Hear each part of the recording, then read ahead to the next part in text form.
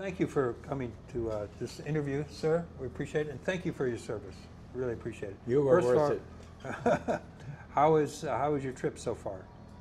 Very enjoyable. I have my wife along, and she's loving it, and I would say it's outstanding. You're looking forward to seeing Mr. Gary Sinise and the Lieutenant Dan Band? Yes. Okay. Yes. Yeah, I've been looking forward to this. I had the good fortune of going to Iwo Jima, and before that going to Normandy. Normandy, I was on television. I was standing behind the presidential podium before Biden got there, and seen by, I don't know, I'm told 200 million people around the world at the American cemetery in Normandy on the big day. And then Biden showed up and pushed me out of the way. Oh, wow. And I stood right behind him. No wonder he didn't get reelected. Well, he wasn't running. Anyway, yeah, I was there, and I was at Iwo, and I've been, you know, I do a lot of stuff like this. Like Gary Sinise took me to the museum in New Orleans, and I'm a permanent exhibit there. Okay. At the World War II Museum. Well, tell me about your World War II career. When did you got drafted, you said? Well, I was working at a steel mill. I was 16 years old, and was not a U.S. citizen. My father was a diplomat from Finland, the military attaché. And after Pearl Harbor in 1942, he was forced to leave the country and go back to Finland.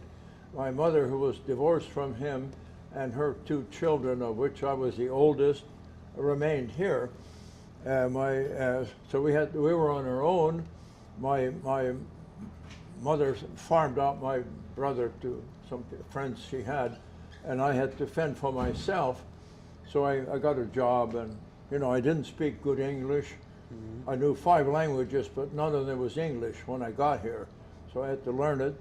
So I decided to, I got a job in a steel mill. I boarded with a guy who was a friend of mine. When he got drafted, he said, "Why don't you go with me to the draft board?" And they said, "You know, who are you?" I said, "Well, I'm Patrick Zilliacus." He said, "How old are you?" I said, "I'm sorry, I hate to tell you, but I've been 18 for a while." So I broke the rules. Oh, that's okay. And they said, "Where were you born?" I said, "Benwood, West Virginia." And they said, "Do you have a birth certificate?" "No." "Can you get one?" "No." And they said, "How come you don't sound like West Virginia?" I said, "Because I had very poor parents. They sent me to live with relatives in Norway.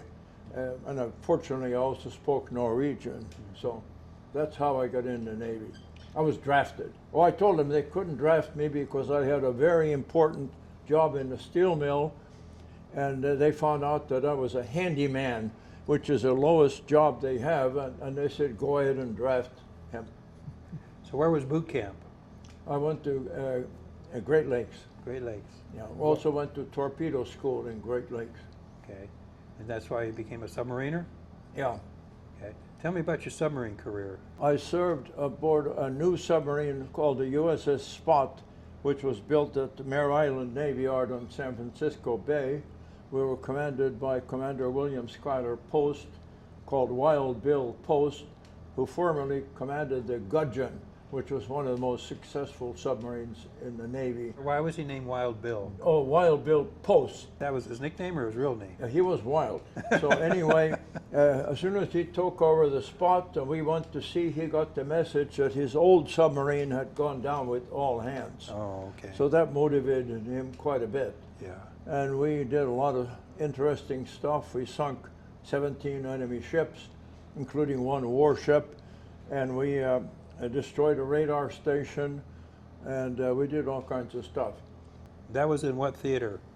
This was 1944, 45. So in the Pacific Theater or the... Oh, all submarines were in the Pacific Theater. Yeah, okay. The United States didn't have any submarines in the Atlantic. So tell me the experience of the depth charge, what it felt like. Well, a depth charge, they have 2 kinds. They have the big ones that are set to explode at a particular depth. Then they have little ones called hedgehogs that have to hit you in order to do any damage, to explode. We were subjected to both, but mostly to the big ones. and they're, of course, their only job is to sink submarines, so they try to set them to explode as close as they can to you, and punch a hole in your submarine. And of course, they did punch a lot of holes because 52 submarines out of 191 were sunk, and there were hardly any survivors. Right. So 1 out of 5, actually 20% of submariners were killed. That's the highest percentage of all this. Very high. It was highest in any of the services. What about your close encounter with the mine layer W-17? Well, submarines then had one job, to sink enemy ships. And the ideal way to operate is to, if you know a convoy is coming, and we would get the message, you wait for the convoy and you try to meet it at night when it's dark. Then you wait underwater because you can't travel very far underwater.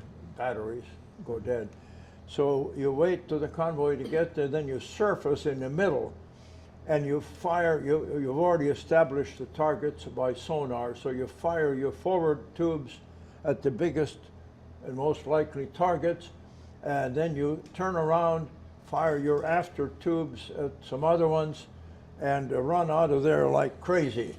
And then the escorts will follow you. Now, a submarine could go at a maximum flank speed of 21 knots. Escorts could go maybe 24, 25 knots, so they would catch up with you and you would dive. Then they would drop depth charges on you. However, in this case, it was very close to the Chinese coast, Foochow, at the top end of Formosa Straits, and it was too shallow to dive. They had us pinned up against the coast. So we had to stay on the surface and fight. We were able to knock a hole in his hull and to disable his forward gun so he couldn't turn the turret. So he had two choices. He had to either turn around to bring his after gun to bear, or he was shooting with small arms and 40 millimeter at each other. The other one was to ram us. So he decided to ram us. And I saw him, he got so close I could tell that the Japanese soldiers wore green uniforms with baseball hats. But just before he hit us, we dove anyway and went into the mud, basically plowed our way through the mud on the bottom, because we had established that it would not be a solid bottom. Mm-hmm. So he stayed with us and dropped depth charges, but he was leaking, so eventually he broke off, and then the other escort kept throwing depth charges at us as we went south into the Formosa Straits. Finally, we got rid of him. Then we heard a scraping sound. It was a sound of mine cables scraping our hull because we were going through a minefield.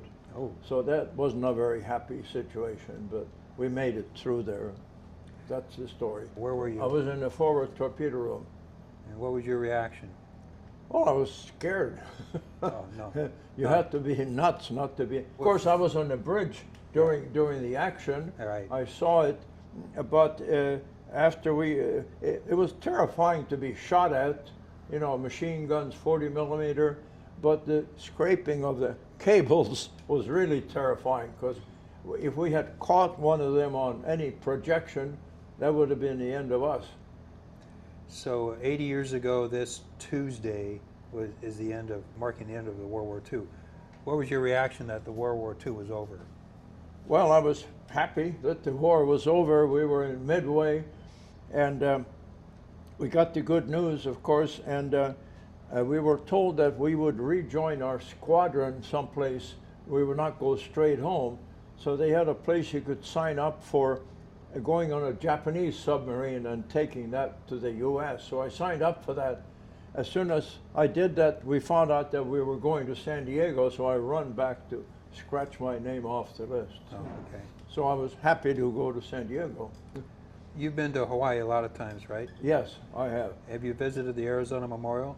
I have been there, yes. What do you feel when you go on that? Feeling of the sacrifice for all the guys there, how they gave their lives, and how I am happy that I was able to do something for my adopted country. so that, you know, it's a feeling of awe to be there, to be in the presence of those guys that went down. Your generation is called the greatest generation. Do you think that is? Well, I have a little argument with that, if Okay. you don't mind. The people who fought in the subsequent wars, like in Korea, in Vietnam, those wars were not as popular, but they fought just as hard, and they bled just as much, and they should get just as much credit as we did from World War II. You can take it as you want. Oh. I think we did not do well by our veterans from Vietnam. We did not treat them well, and I regret that. Well, They were heroic. thank you very much, sir. Do you have anything you'd like to add? No, I thank you for the opportunity to be here. It's a thrill and a pleasure, and I'm happy I had a chance to answer your questions. I have just one question for you because you do it so well. But can you, to the camera, tell people about the idea you fought and how you feel like they were worth it for what you did? Well, this is a great country, the greatest country. I chose it. It did not choose me. I came here, and so therefore, people who gave their lives for this country we are all indebted to them tremendously. And it's the greatest sacrifice you can do. So we must honor them, we must pray for them, and that's it. And when people say thank you for your service, what is your response? My response is, you were worth it. And I mean it. Wonderful. That was great. Thank you.